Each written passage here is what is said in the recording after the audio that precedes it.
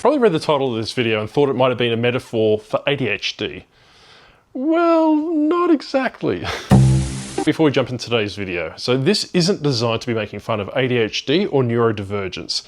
This is just my experience. For those that have seen me before, they may recognize me as the disgruntled octopus. I thought Octo was disgruntled, unpredictable for no reason. Came to the realization that Octo is me. He's distracted. It's basically a manifestation of me not knowing how to cope. Moving forward, he's going to be referred to as the distracted octopus. I'm going to give you an idea of what or better put, my wife and my family put up with. They probably suffer more from my ADHD than anyone else, including myself. Take 433. So I have been trying to film this for the best part of an hour now. I've been cleaning the bath for the most part of that time, purely because my main distraction is the dog. I've had we've got about a 9-year-old Cavalier.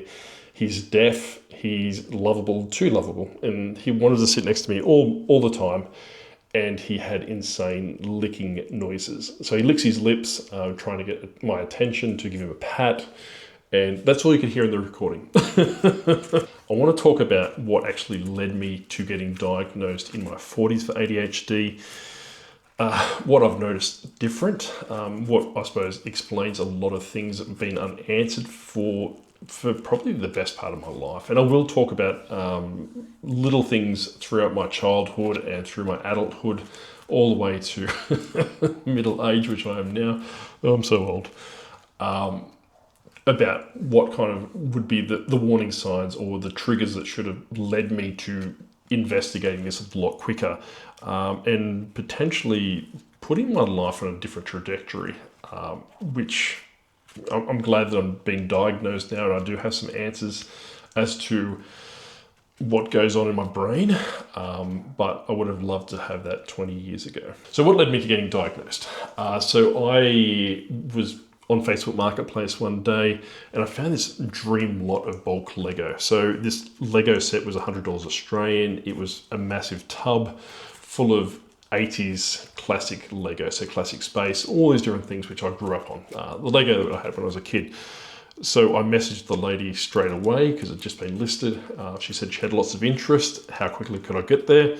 I said, look, you literally live around the corner from me, which is about a 2-minute drive. Do you mind if I come now? Needless to say, this lady is very pivotal to my diagnosis, hence why I'm telling you this. And if I ever seen her again, I would honestly thank her, because she set in a chain of motions that led me to getting my diagnosis and filling a lot of blanks in the puzzle that's been my life. So needless to say, I went and seen her.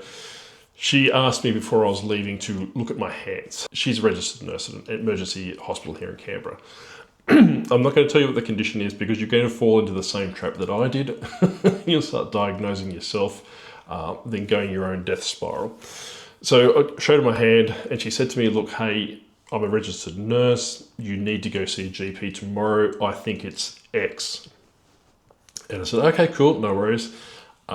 When someone says that to me, I or previously, and we'll talk about this in a future episode, I play things over my head numerous times. So when she said that to me, my first thing was just basically, what's this? What's this? What's this? Driving back to home, I didn't even take the Lego out of the back of the car. I went straight to Google, what is this? And it came up with what the condition was and stage 4 lung cancer. And I'm like, great. No wonder she wants me to see a doctor tomorrow.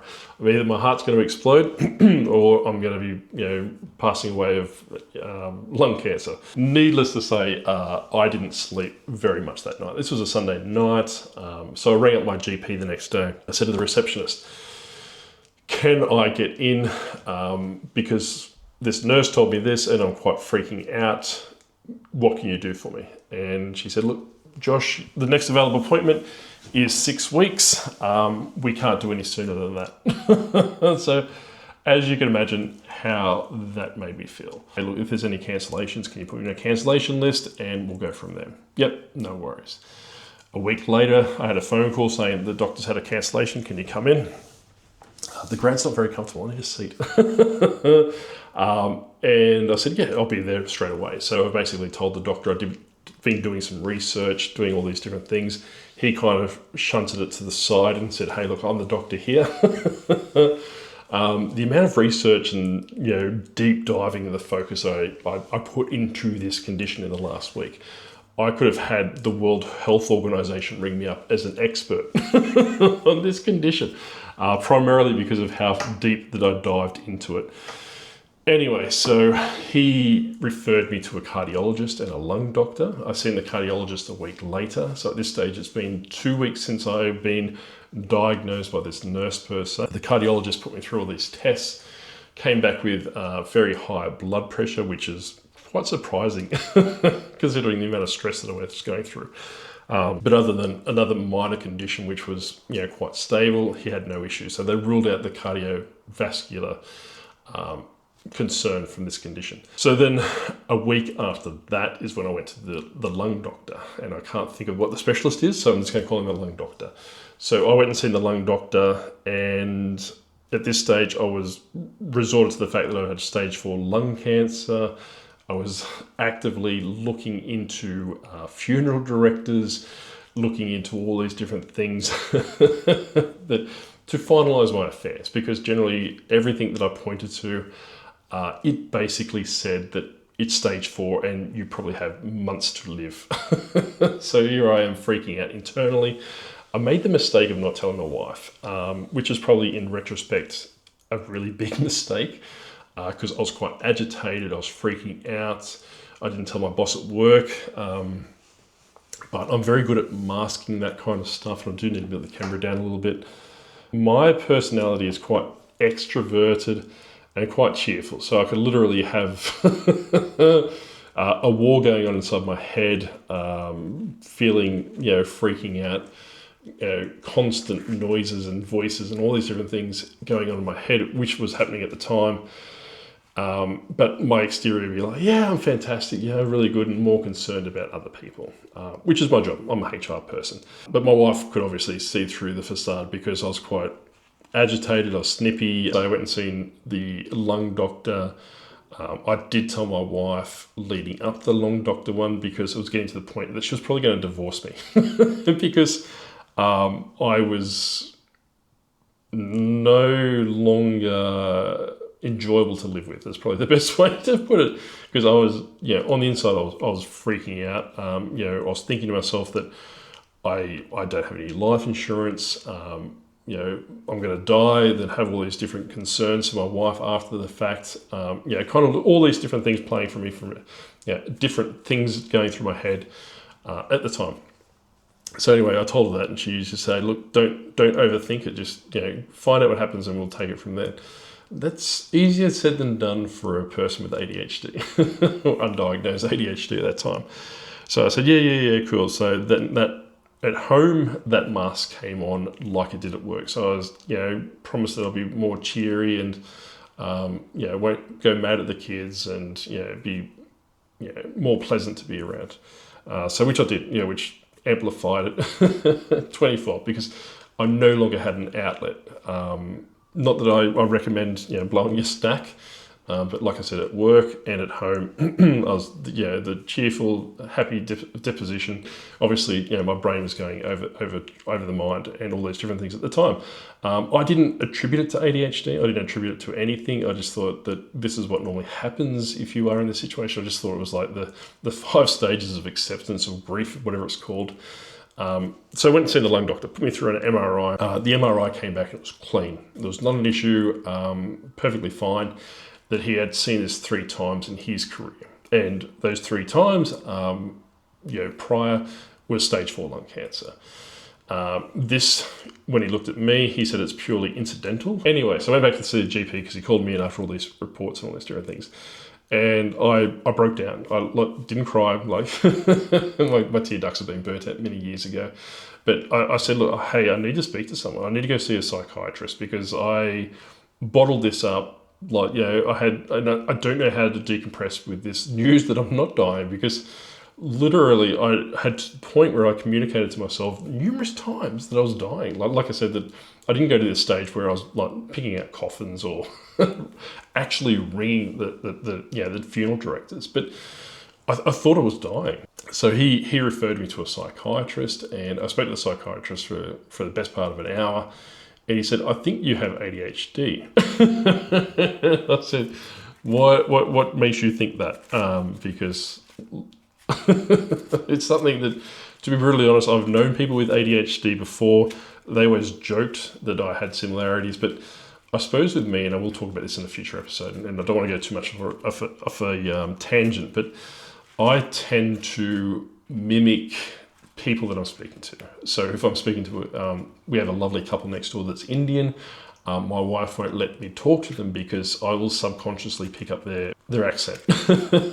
So I will start having an Indian twang to the way I'm talking. And I'm not doing it to be smart, I'm not doing it to mean or otherwise. It's just subconscious. And I don't know if it's part of ADHD, but that's something that I do. Not very good impersonation, but yeah, enough to go, "Oh, what's he doing? Yeah, stop that, please. You're embarrassing me." But the psychiatrist, and he said, "Look, yeah, you haven't stopped fidgeting. You've been looking around, all these different things." So long story short, he gave me a test. So I did the test for ADHD and came back as quite high on the scale. So he he told me about my options, what I can do going forth. Obviously, I don't want to talk to this channel about medication. I don't want to talk about all those different things. I don't want to be preaching all those different things. But me personally, I went down the medication route. So now that I had answers for what was going through my head, I had some clarification points of basically opening up a new world to me, right? So I really hadn't really researched that much ADHD before because I never really had an interest. Me personally, and what I'm going to talk about now is quite quickly, is the difference between what I noticed from taking that medication after a very short period of time to what it was before. So, and I will talk about this in a future episode, my head has about 4 or 5 conversations going on at the same time. I will overanalyze things. My boss, he's probably one of the best people that I've ever worked for. Kind of grunts, 1 word, 2 words answers. Like I said, he's a fantastic person, but you'll say goodbye to him and be like, "Bye." And that's it, where I'm not used to. I'm really used to having a conversation because I'm quite extroverted. So then I would leave the office, with about 116 different things running through my head. What have I done wrong? What am I walking into tomorrow? And freaking out all these different things. Now that I've been diagnosed with ADHD, I've got the medication. I walked into his office and I said, "Look, hey, boss, just come back from the doctor," because he'd been perfectly supportive of all these medical appointments going on behind the scenes. Wasn't aware of what they were leading to, or like I said previously, wasn't aware of me dying of lung 4-stage cancer. So I told him I've been diagnosed with ADHD, and he was fantastic. He just broke out laughing and asked me what it's like and all these different things. And I told him I've been taking the medication for a week and all these different things.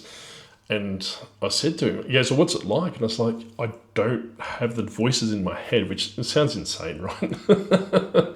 If you're not ADHD, you're probably going to think, "Who's this guy? He's a lunatic." And I said, "I don't have the voices in my head anymore. And when you talk to me, I won't say the word I used, I don't overanalyze what you say anymore. I just take it on face value," which would annoy my wife as well, because I'd ask her how her day was and she'd say good. And I'd be like, "Oh, what have I done wrong?" Or, "Are you okay?" Then she'd be like, "Yes, I'm fine." From that perspective, then I would read into that tone of "yes, I'm fine." Then start a death spiral in my head, obviously agitating her and causing a lot of issues from that perspective. So that's what I noticed was a clear straight away in the sense that those voices, for lack of a better term, I don't know how to articulate it better, they went quiet. People normally allude to brain fog. That went away as well.